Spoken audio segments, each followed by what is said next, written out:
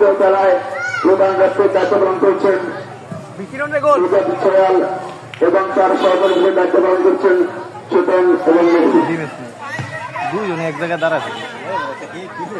মাঠের দক্ষিণ পাশে অবস্থান করছেন হাফিজ শরীফুল্লাহ ফুটবল একাদশ এবং মাঠের পূর্ব পাশে অবস্থান করছেন কবি শামসুর রহমান ফুটবল একাদশ। আজকের খেলার ফলাফল হাফিজ শরীফুল্লাহ ফুটবল একাদশ 1 এবং কবি শামসুর রহমান ফুটবল একাদশ 1। দেখা যাচ্ছে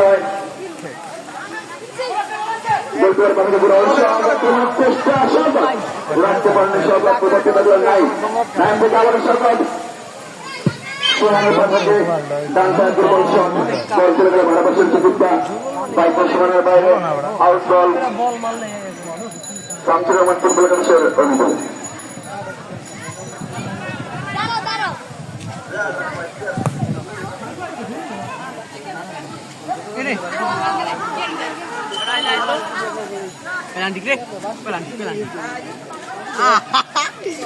আবে তো নি করে না পেলান্টিক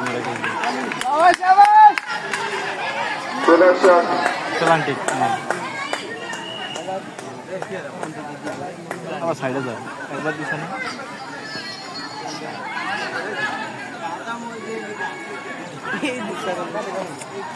প্লান্টিক প্লান্টিক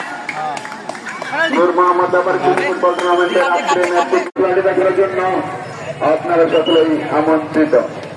বিপ্লব বিপ্লব এদিকে আসুন।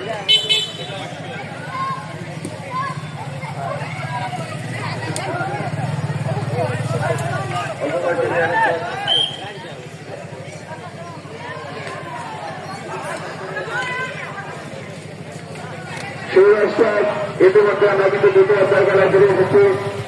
আপনারা এখনো যারা দেখছেন ঘোরাফেরা করতেছেন অতি শীঘ্রই মাঠে এসে উপস্থিত হন আর উপভোগ করুন চন্দ্রপুর একটি খেলা।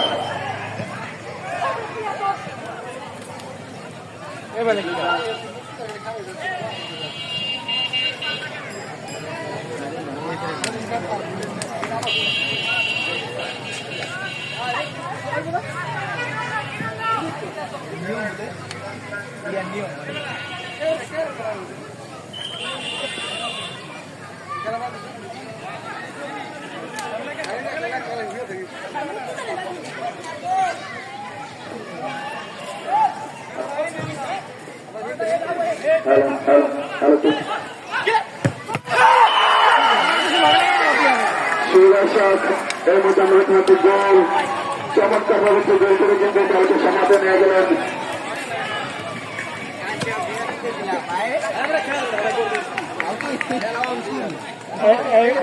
গোল বেশি জায়গা ভালো জায়গা ইতিমধ্যে কিন্তু 1-1 গোলের সমতায় আদর্শ ফুটবল একাদশ 1 এবং শামসুর রহমান ফুটবল একাদশ 1-1 গোলের সমতায় উভয় দলে কিন্তু দর্শক দল পেয়েছেন।